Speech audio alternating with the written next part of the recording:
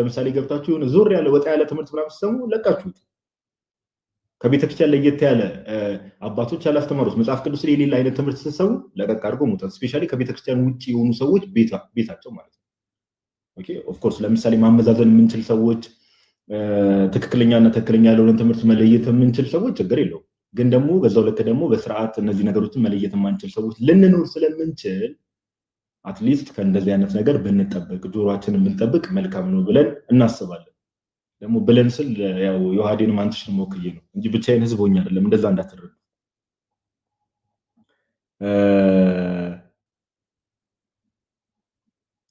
ወደ ሐሳቡ ስንገባ ነገረ ክርስቶስ ሚስጥረ ስጋዊ ማለት ነው በጣም መሰረታዊ የሆነ ነገር ነው። ለአንድ ሰው ለመዳን አንድ ሰው ለመዳን ከፈለገ መሰረታዊ ነገር ነው። ነገረ ክርስቶስን ማወቅ አለበት ሲባል ምን ማለት ነው?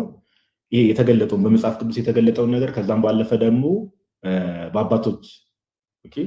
በአባቶች የተገለጠውን ነገር ሰው ማወቅ አለበት፣ ማመን አለበት። ማወቅ አለበት፣ ማመን አለበት። እና ሰው ብዙ ጊዜ አይታችሁ ከሆነ ነገረ ክርስቶስ ላይ ሲስት ብዙ ነገሮች ላይ ይሳሳታል። እና ነገረ ክርስቶስ ላይ መሳሳት የሚባለው ነገር ዛሬ የተጀመረ ነገር አይደለም። እንደምታውቁት ዛሬ የተጀመረ አይደለም። which means ከዛሬ 2000 ዓመት ጀምሮ ክርስትና ራሱ የሐዋርያት ሥራ ምዕራፍ 11 ላይ እንደምታውቁት የክርስቶስ ኢየሱስ ተከታዮች ክርስቲያን ተባሉ ከተባለበት ጊዜ ጀምሮ የተለያዩ አይነት ምንፍቅናዎች ስፔሻሊ ነገረ ክርስቶስ ላይ ታሪክ ያነበባችሁ ሰዎች ያጠናችሁ ሰዎች ነበሩ። እዚህ ላይ ብቻ ያበቃ። ነገር ግን ምንፍቅና በፊት የነበሩ ምንፍቅናዎች ግን በተወሰነ መልኩ ራሳቸውን አፕዴት እያደረጉ የግኖስቲኮች ምንፍቅና ነበረ። ለምሳሌ አሪያኒዝም አለ፣ ኔስቶሪያኒዝም አለ። ብዙ ምንፍቅናዎችን ማንሳት ይቻላል። ነገረ ክርስቶስ ላይ ሰው ሲሳሳት ብዙ ትምህርቶች ላይ የመሳሳት እድሉ ከፍተኛ ነው። ነገር ግን ጀስት ለመግቢያ ያክል አሁን ቅድም ሲነሳ የነበረውን ሐሳብ ዮሐንስ ወንጌል ምዕራፍ 17 ላይ አባቱ ዓለም ሳይፈጠር የሚለውን ሐሳብ እናነሳዋለን፣ ችግር የለም። ግን ለመግቢያ ያክል የሆነ ነገር ልበላችሁ። ስለ ኢየሱስ ክርስቶስ ማመን ያለብን በጣም ብዙ ነገሮች አሉ። ስለ ጌታችን ኢየሱስ ክርስቶስ ማመን ያለብን ብዙ ነገሮች አሉ። ግዴታ ነው። መታመን ያለባቸው ግዴታ የሆኑ ነገሮች ከነዛ ውስጥ ምንድነው ከተባለ ጌታችን ኢየሱስ ክርስቶስ የባህሪ አምላክ እንደሆነ ሰው ማመን አለበት። ይሄን የማያምን ሰው የተቆረጠ የተወገዘ ነው። ጌታችን ኢየሱስ ክርስቶስ የባህሪ አምላክ ቃል ዮሐንስ ወንጌል ምዕራፍ 1 ላይ እንደሚናገረው በመጀመሪያ ቃል ነበረ፣ ቃልም በእግዚአብሔር ዘንድ ነበረ፣ ቃልም እግዚአብሔር ነበረ ካለ በኋላ ቁጥር 3 ላይ ሁሉ በእርሱ ሆነ። ስለዚህ በሰማይም በምድርም ያሉት ሁሉ በማን ነው የሆኑት? በቃል ነው የሆኑት። በቃል ነው የሆኑት። ስለዚህ ሁሉ በእርሱ ነው የሆነው።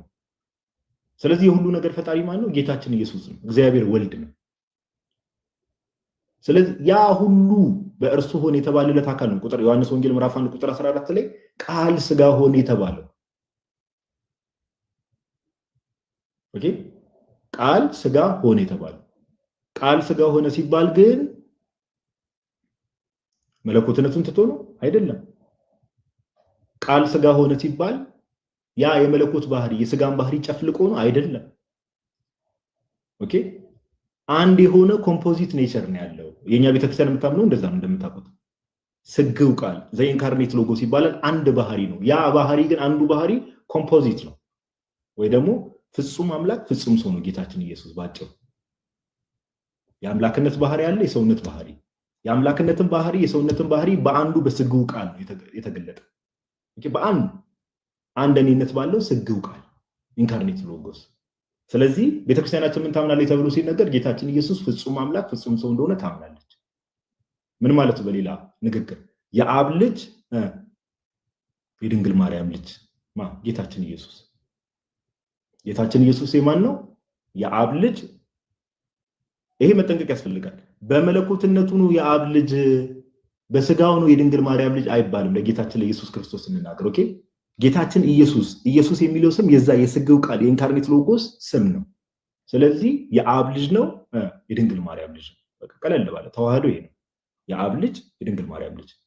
ጌታችን ኢየሱስ ክርስቶስ ራሱ ዮሐንስ ራእይ ላይ ምን ብሎ ተናገረ? የዳዊት ስርና ዘር እኔ ነኝ ብሎ ተናገረ። ዮሐንስ ራእይ ምዕራፍ 22 ላይ የዳዊት ስርና ዘር። የዳዊት ስር ሲል ምን ማለት ነው? ዳዊትን ያስገኘው ማለት ነው። ስር ማለት ምንጭ ማለት ነው። አያችሁ፣ ሁሉ በእርሱ ሆነ ስለተባለ ዳዊትን ሁሉንም ሰዎችን ፍጥረታትን በሙሉ ያስገኘው እርሱ ስለሆነ የዳዊት ስር ነኝ አለ። አያችሁ፣ የዳዊት ስር የዳዊት ዘር ነኝ ሲል ደግሞ የዳዊት ልጅ ስለተባለ የድንግል ማርያም ልጅ ስለሆነ የዳዊት ዘር ተባለ። ለምን? ስጋን ከመቤታችን ስለሆነ የነሳው። ስለዚህ አጠር ባለ መልኩ ማለት ተዋህዶ ማለት ይሄ ነው። ኦኬ፣ ተዋህዶ ማለት ይሄ ነው። ጌታችን ኢየሱስ ክርስቶስ ቃል ስጋ ሲሆን ከድንግል ማርያም ስጋና ነፍስ እንደነሳ ሰው ማመን አለበት። ይሄን ያላመነ መናፍቅ ነው። ኦኬ፣ ይሄን ያላመነ መናፍቅ ነው።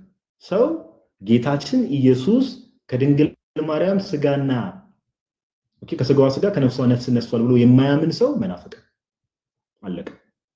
ወደዚህ ወደዛ የምንለው ነገር አለ ወይ? አንደኛችሁን ይህን ነገር የማያምን ሰው ምን ይሆናል መሰላችሁ? እንደ ኦጂዎች ዋነስ ጴንጤቆስታል ወይ ደግሞ ኦንሊ ጂሰሶች ስጋውን ከሰማይ ነው ያመጣው ብላችሁ ማረፍ ነው እንጂ ክርስቲያን የሚለውን ስም ለመያዝ ከፈለገ ሰው ባይ ዲፎልት ከድንግል ማርያም ስጋና ነፍስ መንሳቱን ማመን አለበት።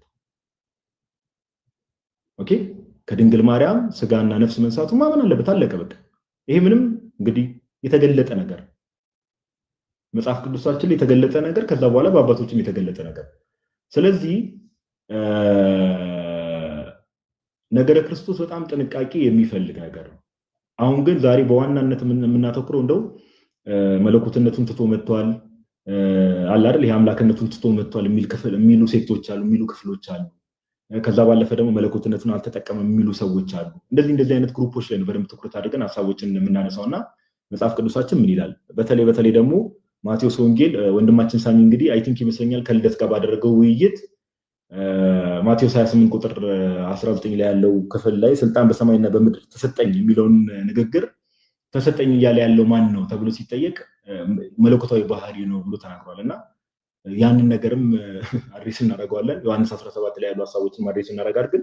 ግን ኦቨርኦል ጌታችን ኢየሱስ ክርስቶስ በተቻለ መጠን ዛሬ የምናነሳቸው ጥቅሶች ምድር ላይ በነበረበት ሰዓት ላይ ፍጹም አምላክ ፍጹም ሰው፣ አምላክነቱን ትቷል የሚባል ነገር የለም። አምላክነቱን አልተጠቀምበት የሚባል ነገር የለም። ይሄ ሰው ሰራሽ ትምህርት ነው። ኦኬ፣ ሰው ሰራሽ ትምህርት ነው። ስለዚህ እነዚህ ነገሮች ላይ ትኩረት የምናደርግ ይሆናል ለማለት ያክል ነው። እሺ ዮሐዲ ይቀጥል ፓፓ።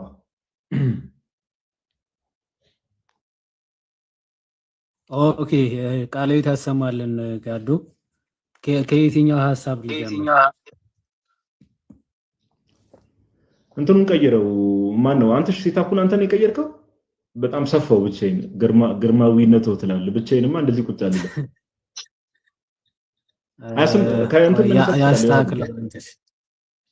ከማቴዎስ 28 መነሳት ትችላለህ ፓፓ። ከሱ ጋር እያይዘ የተዋህዶውን ኮንሰፕት በደንብ ማንሳት ትችላለህ ከፈለክ። ያ ስልጣን በሰማይና በምድር ተሰጠኝ የሚለውን ቃል አሁን ወዳጃችን ምን እያለ ነው? ስልጣኑማ የተሰጠው ለመለኮት ነው ስልጣን የተሰጠው አለ። በጣም የሚገርም ነው። ስልጣን መለኮት መቼ አጥቶት ነው ማለት ያልነበረው ስልጣን ኖሮ መቼ ነው የሚሰጠው? ለቃል እንግዲህ ለመለኮት ከተባለ ለቃል ማለት ነው። ቃል ስልጣን ሳይኖረው የኖረበት ዘመን ኖሮ ከዛ በኋላ ስልጣን ያገኘበት ሰዓት አለ ማለት ነው። ስልጣን በሰማይና በምድር ተሰጠኝ ሲል በሰማይም በምድርም ስልጣን አልነበረውም ብሎ ነው የሚያስበው እሱ ማለት ነው። ደን ለቃል እንደዚህ አይነት ስልጣን ተሰጥቶታል። ይሄ በጣም ውላጤ በመለኮት ላይ ውላጤን የሚያመጣ ነው። ወይም የሆነ ሰዓት ኖሮት አጥቶት ድጋሚ ተሰጥቶት ከሆነ መለዋወጥ አለ ማለት ነው። በመለኮት ራሱ ውላጤነት ያመጣል። ግን መጽሐፍ ቅዱስ ምንድነው የሚለን? ዕብራውያን ምዕራፍ 1 መጨረሻ ምዕራፍ 11ም ስንመለከት ኢየሱስ ክርስቶስ ከዘላለም እስከ ዘላለም ያው ነው ተብሎ እንደተገለጸው አንተ ሁሉም ይለዋወጣሉ እንደ ልብስም ያረጃሉ፣ አንተ ግን አንተ ነህ፣ ዘመኖች ወይም ደግሞ ጊዜያቶቹ ከቶ አያልቁም ተብሎ እንደተጻፈ ለመለኮት ማለቅ፣ ማርጀት፣ ጊዜ መለዋወጥ በፍጹም አይስማማውም፣ የለም። ለመለኮት እንደዚህ አይነት የሆነ ነገር ይዞት ከዛ በኋላ የሚያጣው ነገር በፍጹም አይኖርም ማለት ነው። ስለዚህ ታዲያ ምንድነው እየተነገረ ያለው? ስልጣን በምድርና በሰማይና በምድር ተሰጠኝ ተብሎ ሲነገር ከምን አንጻር ነው? ኦፍ ኮርስ ከስጋው አንጻር ማለት ነው። ስጋው ሩቅ ነበረ። መለኮት ሲዋሃደው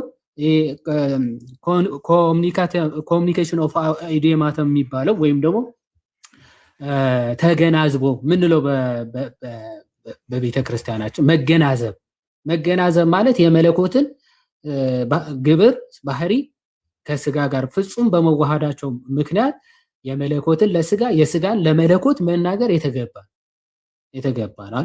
ስለዚህ ስልጣን በሰማይና በምድር ተሰጠኝ ሲል መለኮት በሰማይም በምድርም የነበረው ስልጣን ለስጋ ፍጹም በመዋሃዱ በተዋህዶ አንድ ከመሆኑ የተነሳ ያንን ስጋ በሰማይም በምድርም ስልጣን አግኝቷል ማለት ነው። ሌላ ምንም ትርጉም የለው። የመለኮት በሰማይና በምድር የነበረው ስልጣን ስጋ ራሱ አግኝቶታል፣ በተዋህዶ ተሰጥቶታል፣ አግኝቶታል ማለት ነው። ይህ ቤተክርስቲያናችን በጊዜ ተዋህዶ በቃ ቤተክርስቲያናችን ድንቅ የነገረ ክርስቶስ እና የነገረ ስላሴ ትምህርት መኖሩ ይህን ፕሮቴስታንት ሳይፈጠር ሳይታሰብ አስተምራ ያስቀመጠችው ትምህርት ነው። ቃል ለስጋ ምንድነው? ክብሩ ነው። ክብር ተቀባይ ነው። ያም ክብር ከምንድነው የሚቀበለው? ጊዜ ተዋህዶ ከቃል አግኝቶታል ማለት ነው።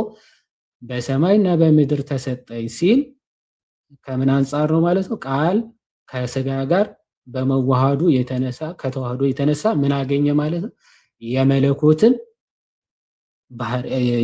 የመለኮትን ገንዘቡ አደረገ ስጋ ማለት ነው። ለዛ ነው አባ ጊዮርጊስ ዘጋስጫ የማይታየው ታየ፣ ዘመን የማይቆጠርለት ሆነ ይላል። የረቂቁ መለኮት የማይታየው መለኮት ገዘፈ፣ ግዙፍ ሆነ፣ ታየ፣ ተጨበጠ፣ ተዳሰሰ ተባለ። የሚዳሰሰው የሚጨበጠው ስጋ ደግሞ በመለኮት ገንዘብ ረቀቀ፣ በሁሉም ሞላ ኦኬ ተብሎ ይነገርለታል ማለት ነው። ከዚህ አንጻር የሚነገር እንጂ ፈጽሞ እንደው መለኮት ያጣው ክብር ኖሮ ከዛ በኋላ ያንን ክብር ያገኘ አይደለም። ይሄ ባይዘው መጽሐፍ ቅዱስም ብናነብ የምናገኘው ሐሳብ ነው። ፊልጵስዩስ መልእክት ሐዋርያ ቅዱስ ጳውሎስ ምዕራፍ 2 ላይ ምናልባት ምዕራፍ 2 ከቁጥር 6 ጀምሮ ሐዋርያ ቅዱስ ጳውሎስ እግዚአብሔር ነው ከበረ የሚለን ወይስ ማን ነው የሚለው በደንብ ስንመለከት እንዲህ ይላል። ምናልባት አንዴ ላውጣውና ፊልጵስዩስ 2 ከቁጥር 5 ጀምሮ እንዲህ ይላል። በክርስቶስ እርሱ በእግዚአብሔር መልክ ሲኖር ሳለ ከእግዚአብሔር ጋር መተካከልን መቀማት እንደሚገባ ነገር አልቆጠረውም አለ። ኦኬ እርሱ በእግዚአብሔር መልክ ሲኖር ሳለ ከእግዚአብሔር ጋር መተካከሉን መቀማት እንደሚገባ ነገር አልቆጠረውም። ነገር ግን የባሪያን መልክ ይዞ እሺ በደንብ እዩ፣ ለመለኮት ኬኖሲስ ወይም ደግሞ ዝቅ ማድረግ ራሱን ባዶ አደረገ ተብሎ ይነገርለታል እንጂ መለኮት ተሰጠው ከፍ አለ ይባላል እንዴ? ይሄ እኮ እነ ቅዱስ ቄርሎስ እነ ቅዱስ አትናቴዎስ እኮ ለአሪዮሳውያን ባይዘው የሰጡት ምላሽ ነው። አትናቴዎስ ለአሪዮሳውያን ይሄን ጥያቄ ማን መሰላችሁ የሚያነሱት? አሪዮሳውያን ያነሱት ነበር። እንዴ ተሰጥቶታል እኮ ለቃል እኮ እንዲህ ተብሎ ተነግሮለታል። ቃል በቃል አሪዮሳውያን ለአትናቴዎስ የጠቀሱት ጥቅስ ነው። ዲስኮርስ አጌንስ አሪያንስ ዲስኮርስ 1 ላይ ቅዱስ አትናቴዎስ ይህን ጥቅስ መልሶታል። ምናልባት በኋላ ላይ እናየዋለን። ሴክሽን 36 እና 37 ይሄንን ጥያቄ አሪዮሳውያን ጠይቀው እንዴት እንደመለሰው እንመለከተዋለን። እንደው ለቃል ነው ካላችሁ ባይዘው እሱ ለሳን ኦፍ ጋድ ወይም ደግሞ ለእግዚአብሔር ልጅ ነው ተሰጠው ብላችሁ እየተናገረ ማለት እንደዛ ብላችሁ የምትወስዱ ከሆነ ወይዘር ዘ ሳን ኦፍ ጋድ ወዝ እሱ የእግዚአብሔር ልጅ የተባለው አስቀድሞ በባህሪው የእግዚአብሔር ልጅ አልነበረም፣ ስልጣኑ አልነበረውም እያላችሁ ነው። አለበለዚያ ደግሞ ይሄ በምንድነው በትሩፋት በጸጋ ብዛት አግኝቶታል እያላችሁ ነው። ከሁለቱ አንዱ ነው ሊሆን የሚችለው ማለት ተሰጠው የምትሉት ለእግዚአብሔር ቃል ለእግዚአብሔር ልጅ ከሆነ አስቀድሞ ያንን ክብር አልነበረውም፣ ያንን ልጅነት አልነበረውም እያላችሁ ነው።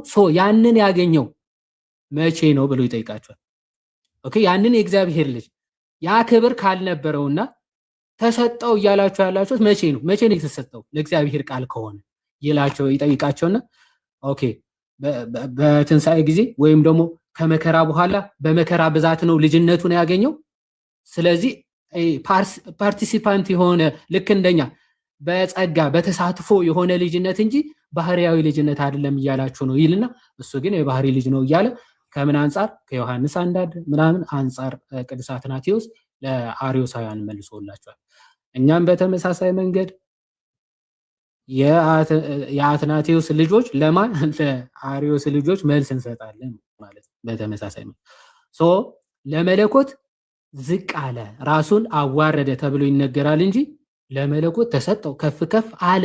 እሱ ከነበረበት ክብር ነው እንዴ ማለት ክብር አገኛለሁ ብሎ ነው እንዴ ቃል ስጋ የሆነው? አይደለም እኮ ባይዙ ስጋን ለማንሳት እንጂ ቃል ለመክበር አይደለም ስጋ የሆነው ማለት። ስለዚህ እሱ በእግዚአብሔር መልክ ሲኖር ሳለ ታዲያ ምን አደረገ? የባሪያውን መልክ ያዘ። የባሪያውን መልክ ሲይዝ ቃል ምን ሆነ? ያው የባሪያን መልክ ይዘው በምሳሌ ሆኖ ራሱን ባዶ አደረገ። አይ ለቃል ባዶ አደረገ፣ ዝቅ አለ ነው የሚባለው እንጂ ተሰጠው ከፍ አለ አይባል።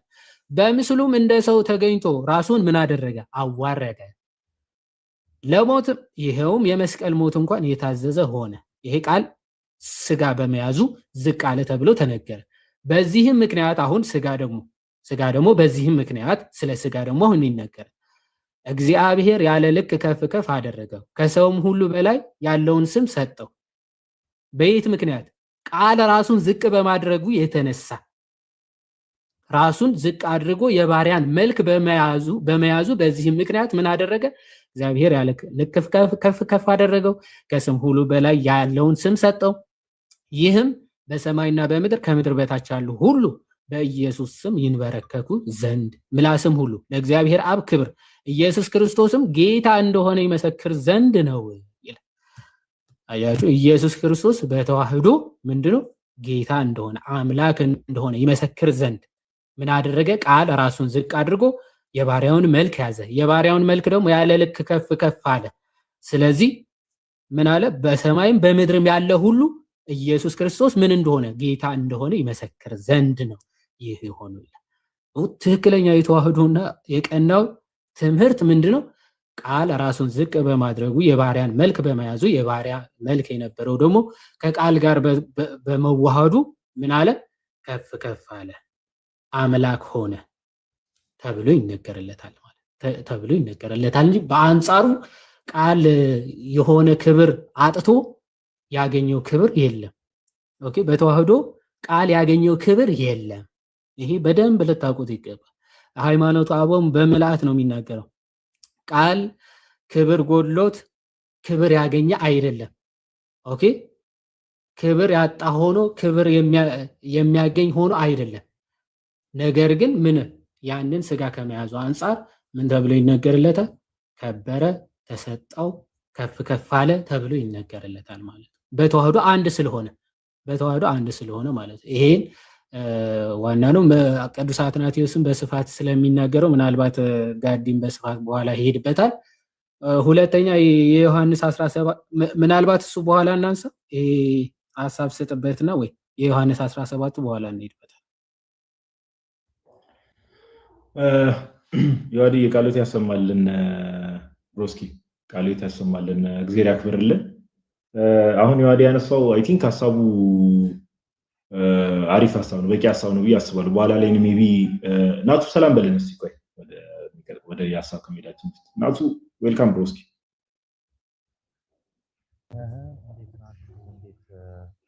ይሰማል? አሁን መታል። እንዴት ፓፓ? አዎ፣ እንዴት ናችሁ? እንዴት አመሻችሁ? ቃሎት ያሰማልን። ዮሐዲ ሁላችሁንም ሰላም ብያለሁ። ጋዶ እንዴት ነህ ፓፓ? ሁሉ ሰላም ሰላም፣ እንዴት ናችሁ? አለን ብሮስኪ። ማውራት የምትችልበት ቦታ ነው። አንድ ሐሳብ ላንሳለና እስቲ እኔ ዛሬ ቤቱ ማኔጅ ላድርገው መሰለኝ ሳስበው። የምትችልበት ቦታ ነው?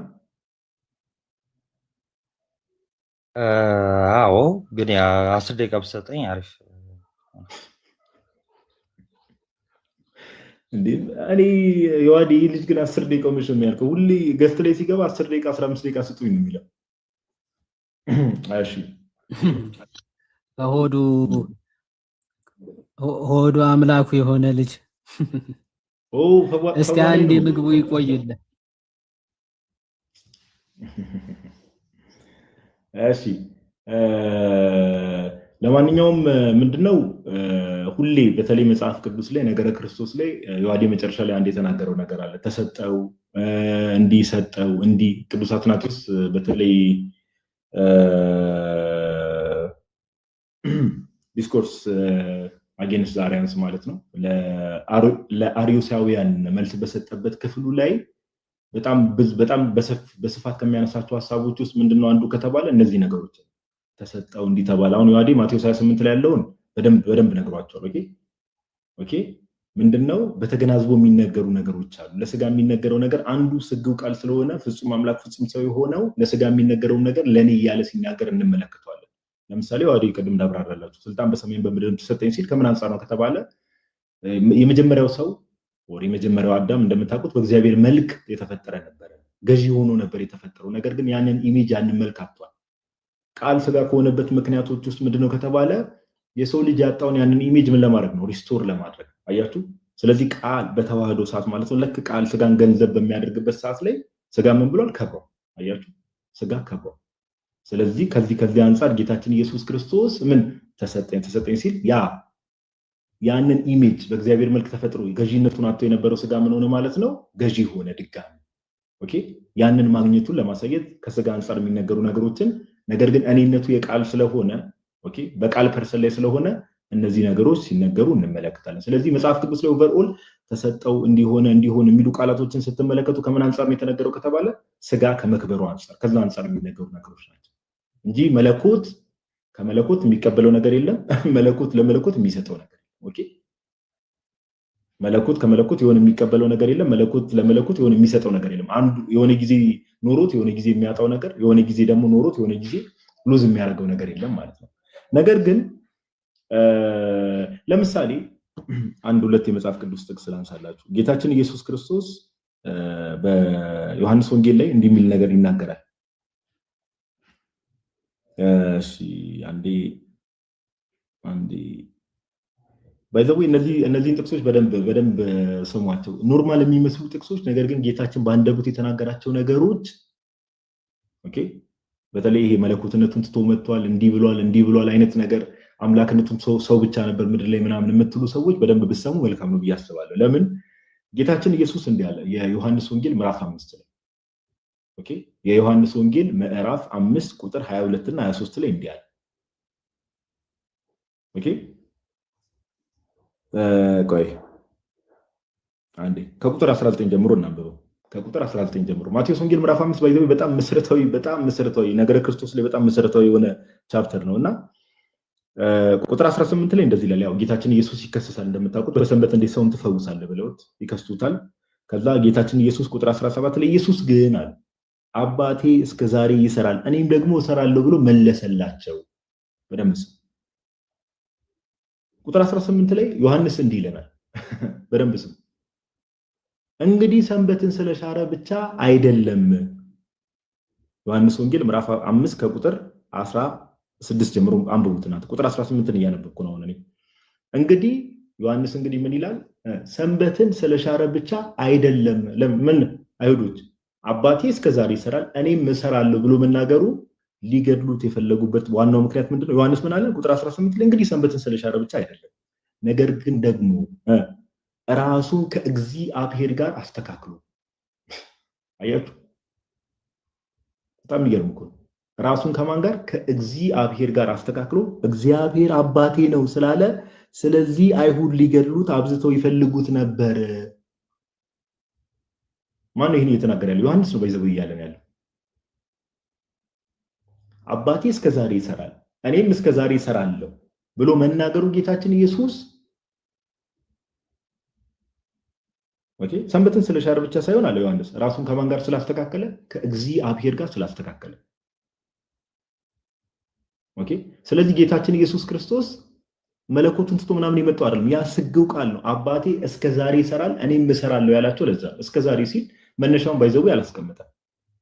መነሻውን አላስቀመጠም። እስከ ዛሬ ነው። እስከዚህ ጊዜ አለ መነሻውን ከዚህ ጊዜ ጀምሮ እስከዚህ ጊዜ አይደለም ያለ እስከ አንቲል ናው እስከ ዛሬ አንቲል ቱዴይ የሚለውን ሐሳብ ነው ያስቀመጠው። ስለዚህ ቁጥር 19 ላይ እንደዚህ ይላል ኢየሱስ መለሰ እንዲህም አላቸው፣ እውነት እውነት እላችኋለሁ አብ ሲያደርግ ያየውን ነው እንጂ በደንብ አስተውሉ። ወልድ ከራሱ ሊያደርግ ምንም አይችልም። አያችሁ፣ ጌታችን ኢየሱስ ክርስቶስ በደንብ አሰርት ማድረግ አይሁድን ለማስተማር ከሚፈልግባቸው ፖይንቶች ውስጥ አንዱ ምንድነው? ከአብ የተለየ እንዳልሆነ ነው።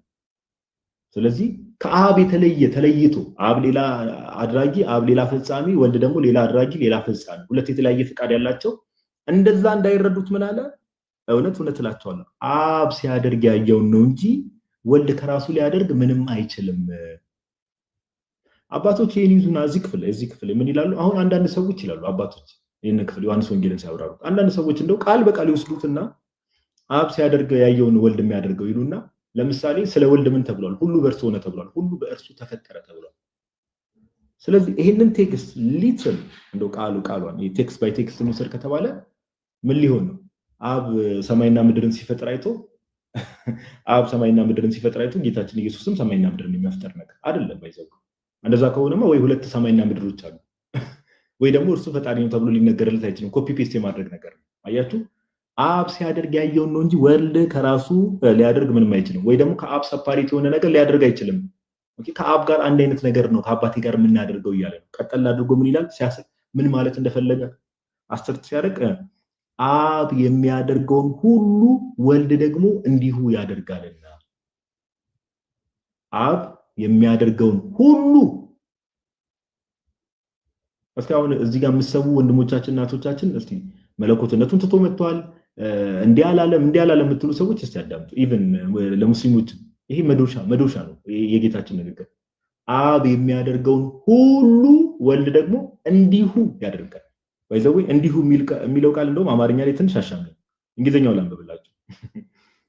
ዮሐንስ ወንጌል ምዕራፍ 5 ቁጥር 19 ላይ እንደዚህ ይላል፣ Then Jesus answered and said to them, most assuredly I say to you, the Son can do nothing of himself ካለ በኋላ but what he sees the Father do ካለ በኋላ for whatever he does ስለ አብ ነው የሚናገረው። for whatever he does the Son also does in like manner። አያችሁ፣ the Son also does in like manner። ወልድ ደግሞ እንዲሁ in the same manner እንደዚያው ያደርጋል። እንዲህ ብሎ መናገር የሚችል እንደው ፍጡር አለ? እግዚአብሔር የሚያደርገውን ሁሉ ጋይስ፣ ይሄን እኮ ከፋፍሎ አይደለም ጌታ። አብ የሚያደርገውን ሁሉ ወልድ ደግሞ እንዲሁ in like manner ያደርጋል። አያችሁ፣ አሁን ይሄን እየተናገረ ያለው ሜቢ መለኮትነቱን ትቷል፣ መለኮትነቱን አልተጠቀመበትም ኦር ትቷል ብላችሁ የምታምኑ ሰዎች መለኮት ያለውን አካል አብ የሚያደርገውን ሁሉ እኔ አደርጋለሁ ብሎ መናገር ይችላል? እስቲ ራሳችሁን ጠይቁ። ኦኬ፣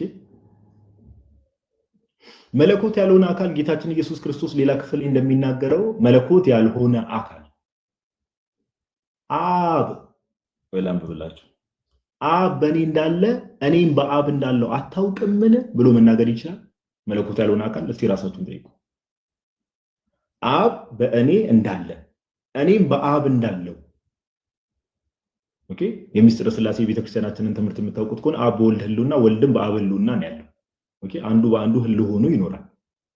አብ በወልድ እንዳለ ወልድም በአብ እንዳለ አታውቁምን ይላል ጌታችን ኢየሱስ። መለኮት ያልሆነ አካል እንደዚህ ብሎ መናገር ይችላል? አንድ ፍጡር እንደዛ ብሎ መናገር ይችላል? እኔ ለምሳሌ እንደው ከኛ የራቀና ይሄ ሐሳብ እኔ ለምሳሌ አብ በእኔ እንዳለ እኔም በአብ እንዳለው ብዬ መናገር እችላለሁ? ለምሳሌ አብ በእኔ እንዳለ የሚለው ንግግር እኔ እግዚአብሔር ማደሪያ ነኝ ከሚለው አንፃር ሰው ሊናገር ይችላል። ለምሳሌ ግን እኔ በአብ እንዳለው ብዬ ልናገር አልችልም። በፍጹም በፍጹም በፍጹም። ኦኬ፣ ስለዚህ አብ በእኔ እንዳለ እኔ በአብ እንዳለው አታውቁምን ይላቸዋል ዮሐንስ ወንጌል ምዕራፍ 14 ላይ። ኦኬ፣ እዛው ዮሐንስ ወንጌል ምዕራፍ 16 ላይ ደግሞ ጌታችን ኢየሱስ ክርስቶስ የአባቴ የሆነው ሁሉ የኔ ነው፣ የእኔም ሁሉ የአንተ ነው ኦር የእርሱ ነው ብሎ ይናገራል። እስቲ የትኛው ፍጡር ነው? ፍጡር ብቻ የሆነ አካል የአብ የሆነ ሁሉ የኔ ነው የእኔም የሆነ ሁሉ የእርሱ ነው ብሎ የሚናገር አካል አለ? መናገር የሚችል አካል የለም። ባይዘው በፍጹም ፍጹም ፍጡር ሆኖ እንደዚህ ሊናገር ይሄ ብላስፈሚ ነው። ፍጡር የሆነ አካል ብቻ ሊናገረው አይችልም ይሄን ነገር። ኦኬ አንድ ጥቅስ ላንሳላችሁና ማቴዎስ ወንጌል ምዕራፍ 11 ላይ ሁሌ በጣም መነሳት ያለበት ክርስቲያን ወንድሞችና እናቶችም ከሰው ጋር ስትነጋገሩ ማንሳት ያለባችሁ አንድ ክፍል አለ። ማቴዎስ ወንጌል ምዕራፍ 11 ቁጥር 27 ላይ ያ የሚናገረው አካል ማን እንደሆነ እንድታውቁ። እንደው ሰው ብቻ የሆነ አካል አይደለም፣ ራሱ ዲቫይን የሆነው ፐርሰን ነው እየተናገረ ያለው። ማቴዎስ ወንጌል ምዕራፍ 11 ላይ ቁጥር 27 እንደዚህ ይላል፣ ሁሉ ከአባቴ ዘንድ ተሰጥቶኛል። እሺ በደንብ ስሙ። ከአብ በቀር ወልድን የሚያውቅ የለም። በደንብ ስሙ። ከአብ በቀር ማንም ወልድን የሚያውቅ የለም። ከአብ በቀር ማንም ወልድን አያውቅ። ከወልድም እዚህ ጋር በደንብ ስሙ። ከወልድም በቀር ወልድም ሊገልጥለት ከሚፈቅድ በቀር አብን የሚያውቅ የለም። በጣም እኮ የሚገርም። ከወልድም በቀር እንዴ ስለ አምላክ እንዲህ ብሎ መናገር የሚችል ከአብ በቀር ወልድን የሚያውቅ የለም። ከዛ ጌታችን ኢየሱስ ምን አለ? ከኔ በቀር እኔም ልገልጥለት ከምፈቅድ በቀር አብን የሚያውቅ የለም። እስቲ ፍጡር ብቻ የሆነ አካል ሆኖ ፍጡር ብቻ የሆነ አካል ከኔ በቀር አብን የሚያውቅ የለም ብሎ ወይ ደግሞ እግዚአብሔርን የሚያውቅ የለም ብሎ መናገር የሚችላል? እስቲ ኮሜንት ላይ አሳውቁ። ፍጡር የሆነ ብቻ አካል ከእኔ በቀር አብን የሚያውቅ የለም ብሎ መናገር ይችላል? በፍጹም አይችልም። እንኳን እግዚአብሔርን አይደለም እዚህ አጠገባችን ያሉ ወንድሞቻችን እናቶቻችን ሁሉ አናውቅ። ጌታችን ኢየሱስ ግን ምን አለ? ከእኔ በቀር። ከእኔ በቀር ማለቱ ብቻ አይደለም፣ እኔ ልገልጥለት ከምፈቅድ በቀር ነው ያለው። አያችሁ? ስለዚህ እንዲህ ብሎ የሚናገረው አሁን የተወሰኑ ጥቅሶች ነው ያነሳነው። ኦኬ እነዚህ ነገሮችን ሊናገር የሚችል ፍጡር የሆነ ብቻ አካል አለ ወይ ነው? የለም፣ ሊኖር አይችልም። ዚስ ኢዝ ብላስፈሚ። የለም ባይዘው። ስለዚህ እንደው መለኮትነቱን ትቶ ነው የመጣው። ምድር ላይ በነበረ ሰዓት ሰው ብቻ ነበረ። መለኮትነቱን አልተጠቀምም። እንዲህ አላለም። አትሪቢቱ እንዲህ የሚባሉ ነገሮች እነዚህ ነገሮች እንደው ቅድም አንድ ንግግርም ሰምቼ ነበር። ሁሉን አዋቂነቱንም እንደው ትቶ ነው የመጣው ምድር ላይ ሲባል፣ አሁን እንግዲህ ይሄን የሚናገረው ከወልድ በቀር አብን የሚያውቅ የለም ብሎ እየተናገረ ያ የሚናገረው አካል ከኔ በቀር አብን የሚያውቅ የለም እኔም ልገልጥለት ከምፈቅድ በቀር ብሎ የሚናገረው አካል ሁሉን አዋቂ ካልሆነ እንዴት አብን ሊያውቅ ይችላል? አያችሁ? ሁሉን አዋቂነቱን ትቶ ነው የመጣው ምድር ላይ ተብሎ አንድ ሰው እንደዚህ አይነት ነገር ሲናገር ሁሉን አዋቂ ካልሆነ ከኔ በቀር አብን የሚያውቅ የለም ብሎ እንዴት ሊጠይቅ ይችላል? እስቲ ራሳችሁን ጠይቁ።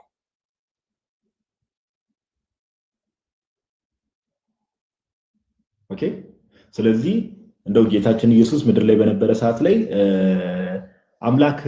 አምላክነቱን ትቶ ነው የመጣው። አምላክነቱን አልተጠቀመም። እነዚህ አትሪቢዩቶቹን ትቶ ነው የመጣው። እንደዚህ የሚሉ ነገሮች እንደው ሰው ሰራሽ ትምህርቶች ናቸው። ሰው ሰራሽ ትምህርቶች። ይሄ በመጽሐፍ ቅዱስም አባቶችም የማይታወቅ መለኮትነቱን ምድር ላይ በነበረ ሰዓት አልተጠቀመም የሚሉ ሰው ሰራሽ ትምህርቶች። ኦኬ ሰው ሰራሽ ትምህርቶች። እንደዚህ አይነት ትምህርቶች ከእንደዚህ አይነት ትምህርቶች እግዚአብሔር ሊጠብቀን። ዮሐዲ መቀጠል ትችላለህ። ሜቢ አያይዘ ዮሐዲ አለ አይደል? ፓፓ ይሰማል?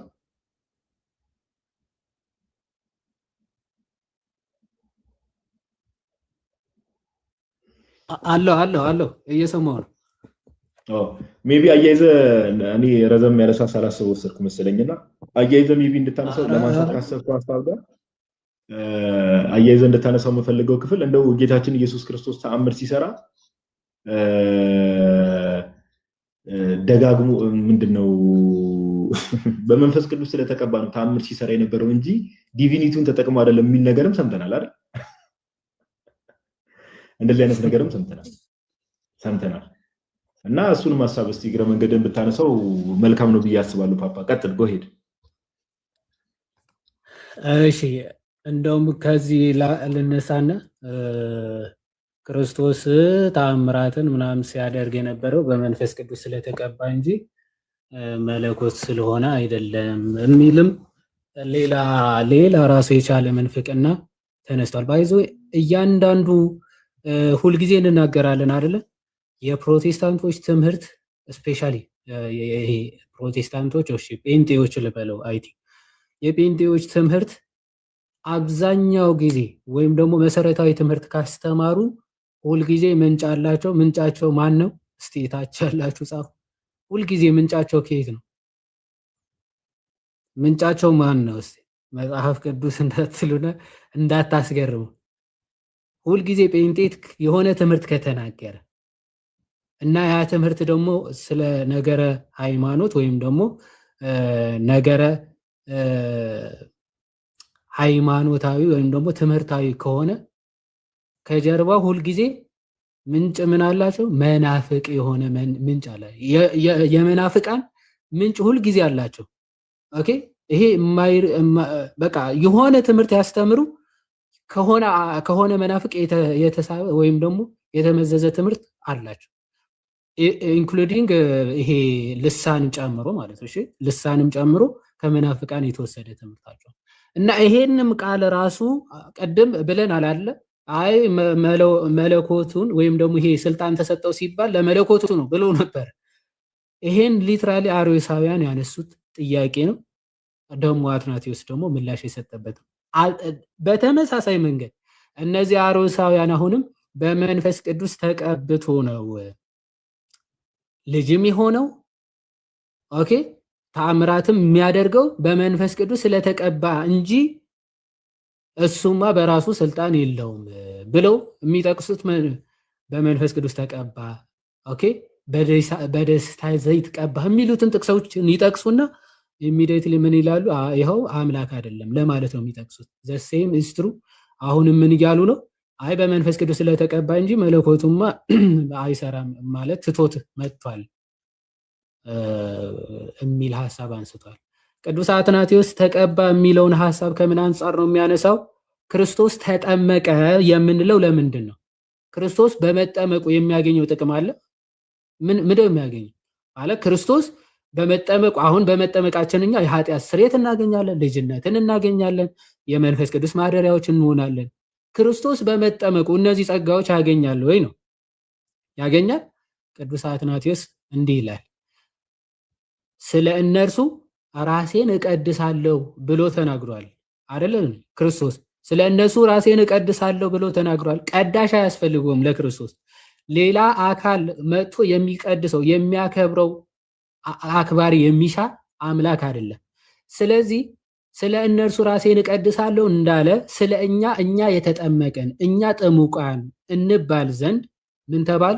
ክርስቶስ ተጠመቀ። ስለዚህ እኛ ደግሞ በክርስቶስ ክርስቲያን ምን ማለት ነው? መሲሐውያን ማለት ነው እንድንባል ነው ክርስቶስ ተቀባ የተባለ። በእኛ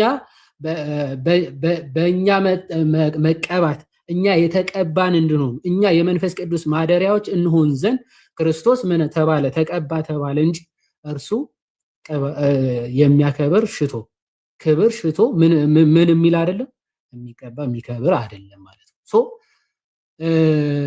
ይቀጥላል። እሱ ደግሞ እንደኛ አስቀድሞ እዛ ዲስኮርስ ዋን ላይ ነው ባይዘው አብዛኞቹ መልሶች እሱ እንደ አዳም ልጆች አስቀድሞ በኃጢአት ምክንያት ጸጋ መንፈስ ቅዱስን የራቀው ከዛ በትሩፋት በተጋድሎ ደግሞ የመንፈስ ቅዱስ ማደሪያ የሆነ አይደለም። እርሱ ከጥንቱ ከዘላለም የአብ ኃይሉ ነውና በአብም ህልው ሆኖ የሚኖር ለዘላለም የሚኖር ነውና መንፈስ ቅዱስ ከእርሱ ተለይቶ በኋላ መጥቶ የሚያከብረው በኋላ መጥቶ የሚያድርበት በፍጹም አይደለም ክርስቶስ። ስለዚህ እኛ የተቀባን እኛ የተጠመቅን እንድንባል ክርስቶስ ተጠመቀ ተቀባ ተባለ እንጂ እሱ በቅባት የሚከብር በመጠመቅ የሚያገኘው ክብር በፍጹም ኖሮ አይደለም። ይሄ የአትናቴዎስ መልስ ነው። ይህን ካልን በኋላ ወደ ዮሐንስ 17 ሐሳብ ስንመለስ የዮሐንስ 17 ሐሳብ ምን አለ?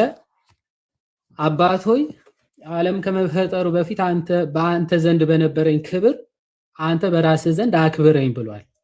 ስለዚህ ዓለም ከመፈጠሩ በነበረኝ ክብር አንተ በራስህ ዘንድ አክብረኝ ስላለ ስለዚህ ከዚህ ምን እንረዳለን አለ? ክብር እንዳልነበረው ማለት ነው። ምን አይነት ስናፈታት ነው? የት ነው እንደዚህ አይነት ስናፈታት ያገኘው? ራሱ ክብር ስላልነበረው ነው። ዓለም ከመፈጠሩ በፊት በአንተ ዘንድ በነበረኝ ክብር አንተ በራስህ ዘንድ አክብረኝ ያለው ክርስቶስ እንደዛ ነው ያለው። እሺ ክፍሉን እናንብበው። ዮሐንስ 17 እንዲህ ይላል፣ ኢየሱስም ይህን ተናግሮ ወደ ሰማይ አይኖቹን አነሳና እንዲህ አለ፣ አባት ሆይ ሰዓቱ ደርሷል፣ ልጅህ ያከብርህ ዘንድ በስጋም ሁሉ ላይ ስልጣን እንደሰጠኸው ይላል። እሺ ስለዚህ አብ አሁን ክርስቶስ አብን ሊያከብረው ከዛ በፊት ምን ክብር አልነበረውም ማለት ነው አይደለ? በሱ ስናፈተ ልጅህ ያከብርህ ዘንድ ነው ወደፊት ጭራሽ አብ ከዛ በፊት ክብር አልነበረውም ማለት ነው በሱ ስናፈታት። ምክንያቱም ልጅህ አክብረኝ ስላለ ከዛ በፊት ክብር እንዳልነበረው የሚያሳይ ነው ካለ ሰዓቱ ይኸው ደርሷል። ምን ልጅህ ያከብርህ ዘንድ ነው የሚለው። ስለዚህ ወልድ አብን የሚያከብርበት ሰዓት ደርሷል እያለ ነው። ከዛ በፊት አብ አልከበረም ነበር ማለት ነው። ክብር አልነበረውም ማለት ነው በዚህ ሰውዬ ስናፈተ። በቃ እንዲህ ነው መጽሐፍ ቅዱስ የሚጫወቱበት። እንደዚህ ከፍ ብሎ አያነቡም፣ ዝቅ ብለው ማያስነብቡም፣ የሆነች ቃል ይዘው በቃ ማቡካት ነው። ስለዚህ ሰዓቱ ደርሷል ልጅ ያከብር ዘንድ በስጋም ሁሉ ላይ ስልጣን እንደሰጠኸው ለሰጠኸውም ሁሉ የዘላለም ሕይወት ይሰጣቸው ዘንድ ልጅህን አክብረው ነው የሚለው ከዚህ በኋላ። ስለዚህ ልጅህ ያከብርሃል፣ አንተም አክብረኝ ነው። ልጅህን አክብረው ነው። ስለዚህ እዚህ ጋር እየተባለ ያለው ክብር አልነበረኝም አክብረኝ፣ ክብር አልነበረህም እኔ አከብርሃለሁ የሚል ሐሳብ ነው ወይስ ስለምንድን ነው እየተነገረ ያለው? ባይዘ አክብረኝ ማለት እዚህ ጋር ማክበር እየተባለ ያለው መግለጥ ነው። አዘይ እንደወሰደ ክብሩን መግለጥ ማለት ነው፣ ለሰው ማሳወቅ ማለት ነው። ክርስቶስ በስቅለት ሰዓት እርሱ አምላክ መሆኑ ይገለጣል፣ የአብ የባህሪ ልጁ መሆኑ ይገለጣል። ለዛ ነው እኮ ክርስቶስ በተሰቀለ ሰዓት ምን አሉ ነው ብዙ ሰዎች ምን አሉ? በእውነትም ይህ የእግዚአብሔር ልጅ ነበረ አሉ ይላል። የእግዚአብሔር ልጅ መሆኑ ተገለጠ፣ ይገለጣል። ሰዓቱ ደርሷል። ምን የአብ የባህሪ ልጁ አብ የላከው ወደ ዓለም የላከው ዓለምን የሚያድነው የእግዚአብሔር ልጅ መሆኑ የሚገለጥበት ይኸው ሰዓቱ ደርሷል ማለት ነው እንጂ እኔ ክብሬ ጥዬ መጥቻለሁ በል እንግዲህ ክብሬን አምጣ እያለ ነው ጭራሽ አይደለም። እንግዲህ አንተም ክብርህን ጥላል እኔ ልስጥህ እያለ ነው ያስበላልና ለወጡ ስብሐት ማለት። ስለዚህ አክብረኝ ማለት ገለጠ። ኦኬ መግለጥ ክብሩ ማለት ነው። ምክንያቱ ቀጥሎ ምን ይላል? እውነተኛ አምላክ ብቻ ይሆን ካንተ የላከውንም ኢየሱስ ክርስቶስ ያውቁ ዘንድ ሲገለጥ ነው አይደለ? እግዚአብሔር የሚታወቀው ገለጠ ክብሬን። ስለዚህ ምንድን ነው? ለምን? ምክንያቱ የዘላለም ሕይወት የሚገኘው በምንድን ነው? እውነተኛ አምላክ የሆነው እርሱን በማወቅ የላከውንም ኢየሱስ ክርስቶስን በማወቅ ነው። ቁጥር 3 በደንብ አስተውሉ። ይኸው አክብረኝ አለ አይደል? እውነተኛ አምላክ ብቻ የሆንክ አንተን የላከውንም ኢየሱስ ክርስቶስን ያውቁ ዘንድ ምን ይህቺ የዘላለም ሕይወት ናትና። አየህ፣ እግዚአብሔር አብን ማወቅ ልጁ ኢየሱስ ክርስቶስን ማወቅ ምንድን ነው?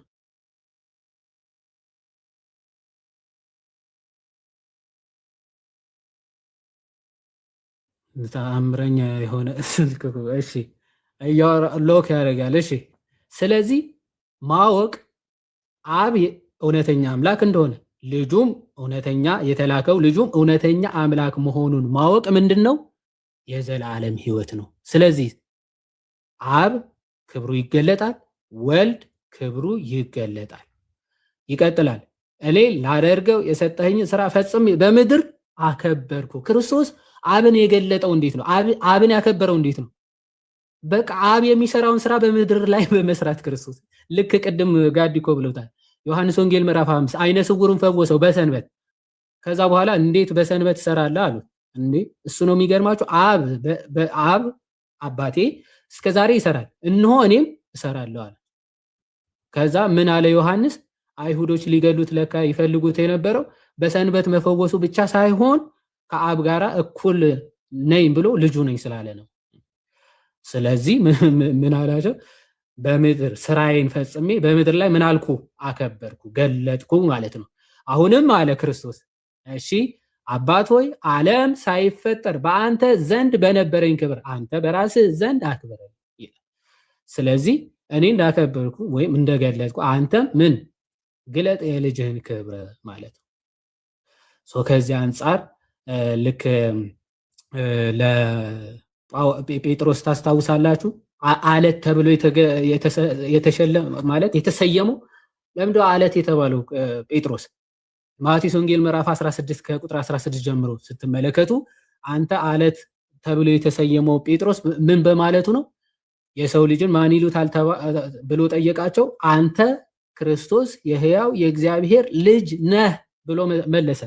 ከዛ በኋላ ምንድን ነው ያለው ክርስቶስ? ይህ ስጋና ደም አልገለጠልህም። ታዲያ ማን ነው የገለጠልህ? በሰማያት የሚኖረው አባቴ ነው። በሰማያት የሚኖር አባቴ ገለጸልህ። ምን የሚለው? ክርስቶስ የአብ ባህሪ ልጁ ነው የሚለው መገለጥ ወይም ትምህርት የገለጠለት ስጋና ደም ሳይሆን ማን ነው? እግዚአብሔር አብ በሰማይ ያለው አባቴ ነው አለ።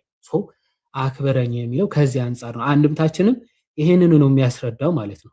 ኦኬ፣ ይሄንን ነው የሚያስረዳው። ከዚህ አንጻር ይናገራል። ይሄ ሰጠኸኝ ስጠኝ የሰጠኸኝን የሚሉት ከሰውነቱ አንጻር እንደሆነ ቀደም ስላየ ነው ማለት ነው። ከዚህ አንጻር ነው የሚታየው። ነገረ ክርስቶስና ነገረ ስላሴ እባካችሁ ሳታውቁ ዝም ብላችሁ አታውሩ። በጣም ትልቅ ምንፍቅና ውስጥ የሚከት ነው። ኦኬ፣ እንደመጣልህ አይነገርም። ቢያንስ ለእግዚአብሔር ስለ ነገረ እግዚአብሔር ሲነገር ጥንቃቄና ፍርሃት ከሌለ በጣም ከባድ ነው። አጋንንት እንኳን በእግዚአብሔር ያምናሉ ይንቀጠቀጡ ማለ ነው የሚለው።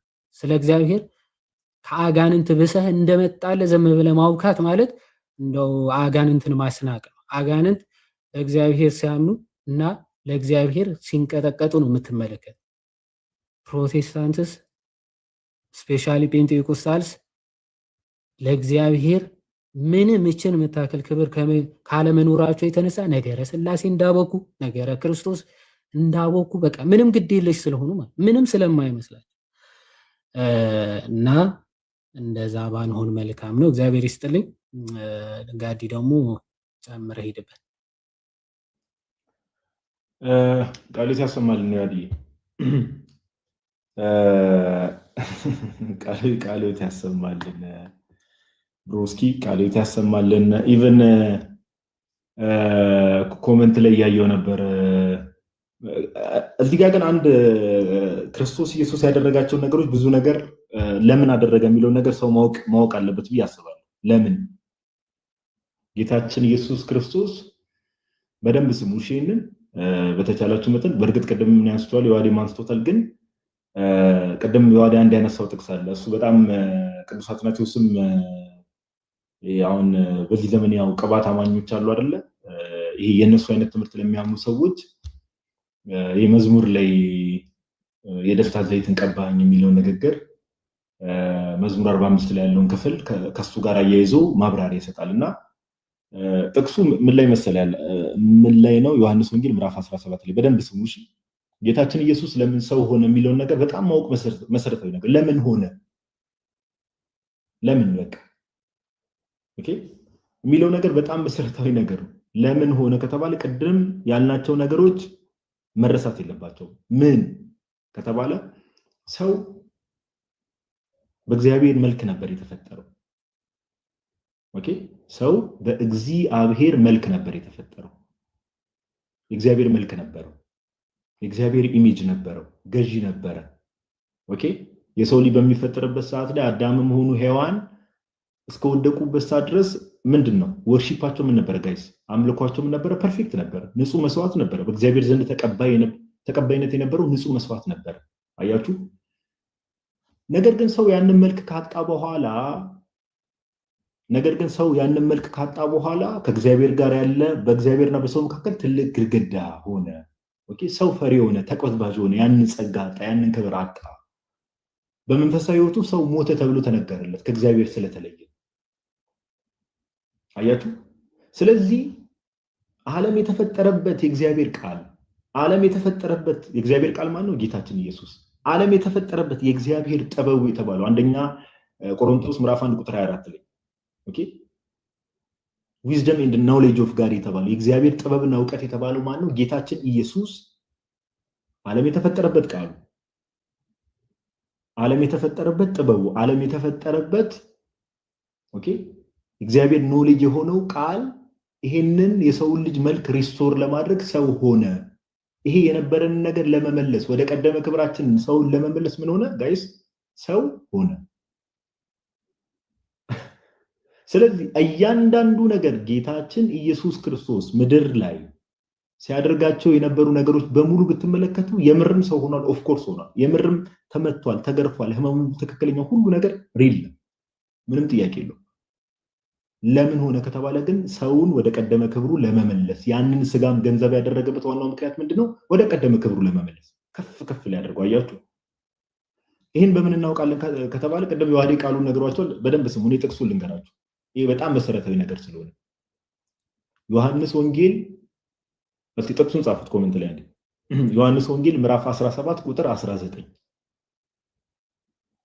ቅዱስ አትናቴዎስ በዋናነት ይህንን ክፍል ኦፍ ኮርስ ብዙ የሚነሱ ክፍሎች አሉ። ይህን ክፍል አንስቶ ትልቅ አርጊመንት ቢሉ ስለሚያደርግ ዮሐንስ ወንጌል ምዕራፍ 17 ቁጥር 19 ኮሜንት ላይ ጻፉት። ሜቢ ሌሎች ሰዎችም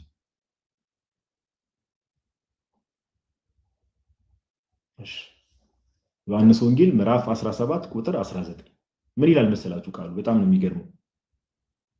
እንግዲህ ሊቀ ካህን እንደመሆኑ ጌታችን ኢየሱስ ክርስቶስ ጸሎት ያደረገበት ክፍል ነው። ዮሐንስ ወንጌል ምዕራፍ 17 ላይ እነርሱም ደግሞ በእውነት እነርሱ የተባሉት ማን ናቸው? ከቁጥር 1 ጀምሮ ስትመለከቱ ለምሳሌ ቁጥር 16 ላይ እንደዚህ ይላል። ኦኬ እኔ ከዓለም እንዳይደለው ከዓለም አይደሉም፣ በእውነት ቀድሳቸው፣ ቃል እውነት ነው። ወደ ዓለም እንደላክኝ እንዲሁ እኔ ወደ ዓለም ላኳቸው። ማለት የጌታ ደቀ መዛሙርት ማለት ነው። በጊዜው ለሐዋርያት ነው የተነገረው፣ ግን ይሄ ለሐዋርያት ብቻ ሳይሆን እስከ ዓለም ፍጻሜ ለሚደርሱ ክርስቲያኖች የሚሆን ነው እንደምታውቁት። እነርሱም ደግሞ በእውነት የተቀደሱ እንዲሆኑ እኔ ራሴ ስለ እነርሱ ቀደስኩ እቀድሳለሁ አለ ጌታ። እነርሱም ደግሞ በእውነት የተቀደሱ እንዲሆኑ፣ እነርሱ የተባሉት ማናቸው? ሜምበሮች ኦር የጌታ ደቀ መዛሙርት ኦር በጌታ የሚያምኑ ከዛም በኋላ የሚነሱ ክርስቲያኖች። እነርሱም ደግሞ ምን በእውነት የተቀደሱ እንዲሆኑ እኔ ራሴን ስለ እነርሱ። ስለዚህ ጌታ ተቀደሰ ተብሎ ሲናገር ከምን አንጻር ነው ከተባለ ከሜምበሮቹ አንጻር ነው። አያችሁ፣ ለዛ ነው ክርስቶስ ኢየሱስ ምን ተብሎ ይነገራል? የቤተ ክርስቲያን ራስ ነው። አያችሁ፣ ጌታችን ኢየሱስ የቤተ ክርስቲያን ራስ ነው። እኛ ደግሞ ምንድነው? ብልቶች ነን። አያችሁ፣ ስለዚህ ጌታችን ምን አለ? እነርሱ የተቀደሱ እንዲሆኑ እኔ ራሴን ስለ እነርሱ ቀድሳለሁ። ያው ቅድም እንዳላችሁ ተቀባ ቢባል ምን ቢባል ጌታችን ኢየሱስ እንደው ለሱ መቀባት የሚያስፈልገው ሆኖ አይደለም። ጌታችን ኢየሱስ እሱ እንደው የጎደለው ነገር ኖሮ አይደለም። ለምን ቃል ስጋን ገንዘብ ባደረገበት ሰዓት በተዋህዶ ቅጽበት ስጋ ከብሯል። ኦኬ ስጋ ከብሯል፣ ከፍ ብሏል። ስለዚህ ምንም ያጣው ነገር የለም፣ ምንም የጎደለው ነገር የለም። ነገር ግን ከሜምበሮቹ አንጻር ይናገራል። ከዚህ በፊት ብዙ ጊዜ ተሰማምረን እናውቃለን። ለምሳሌ ጌታችን ኢየሱስ አንድ የሚገርም ንግግር ይናገራል አይደለ? ሳውልን የሐዋርያት ሥራ ምዕራፍ 9 ላይ ሄዳችሁ ብትመለከቱ ከሰማይ የሆነ ብርሃን ተገለጠ አለ ቅዱስ ጳውሎስ ተብሎ ከመጠራቱ በፊት። ኦኬ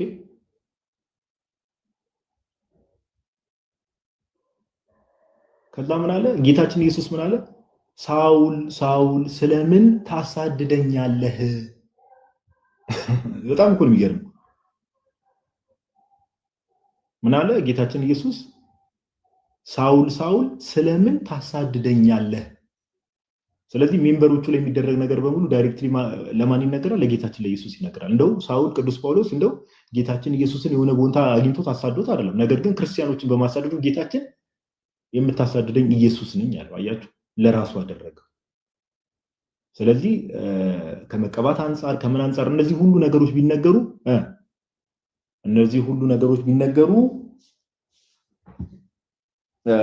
ጌታችን ዮሐንስ ወንጌል ምዕራፍ 17 ላይ እንደተናገረው እነርሱ የተቀደሱ እንዲሆኑ እኔ ራሴን ስለ እነርሱ ቀድሳለሁ ከማለቱ አንጻር ነው። ኦኬ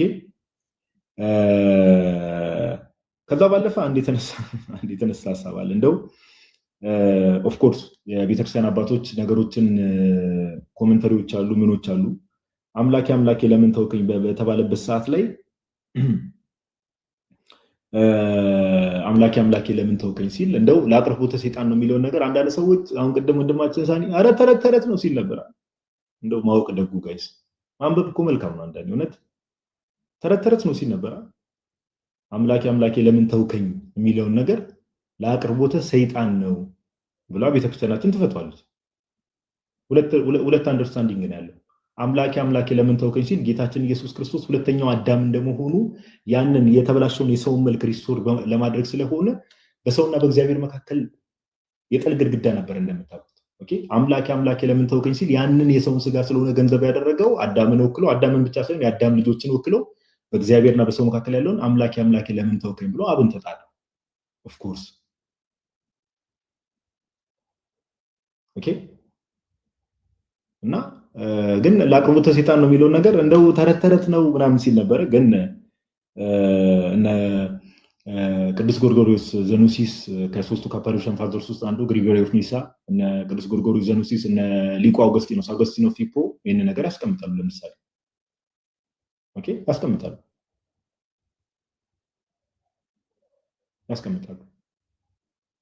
እና ሜቢ ሶስተኛ ያላነሳሁት አንድ ነገር ቢኖር ያው መዝሙር 22 ላይ ስለ መሲሁ የተነገረው ትንቢት አለ። አይሁዳውያን እዛ ጋር ቆመው ያው መዝሙረ ዳዊትን በጣም ይጸልያሉ። ኦፍኮርስ መዝሙረ ዳዊትን የሚጸልዩ ከዛም ባለፈ የሚያውቁ ስለሆኑ መዝሙር 22 ላይ ያለው ስለ መሲሁ የተነገረው ትንቢት እንደሆነ ስለሚያውቁ ያንን ነገር ጌታችን ኢየሱስ ክርስቶስ ተናግሮታል።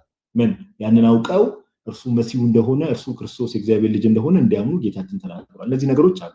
ግን እንደው አምላኬ ለምን ተውከኝ የሚለው ለአቅርቦተ ሰይጣን ነው የሚለው እንደው ተረት የሚለው ነገር ተረቱን ወዳጃችን በጣም ከታላቅ ይቅርታ ጋር ተረቱ አንተ ጋር እና እነ ቅዱስ አንተ እንግዲህ ይሄንን ተረት ካልክ በትንሹ እነ ቅዱስ ጎርጎርዮስ ዘኑሲስ እነ አውገስቲኖስ እንግዲህ እነሱንም ትምህርት ተረት እያልክ ስለሆነ ልናግዝ አንችልም ወንድማችን ለማለት ያክል ነው። እነዚህን ሀሳቦች ሜቢ ተጨማሪ የሚነሱ ሀሳቦች ዋዴ ካለ ይኮን ጎ ሂድ። ቴንክ ዩ እግዚአብሔር ያክብርልኝ።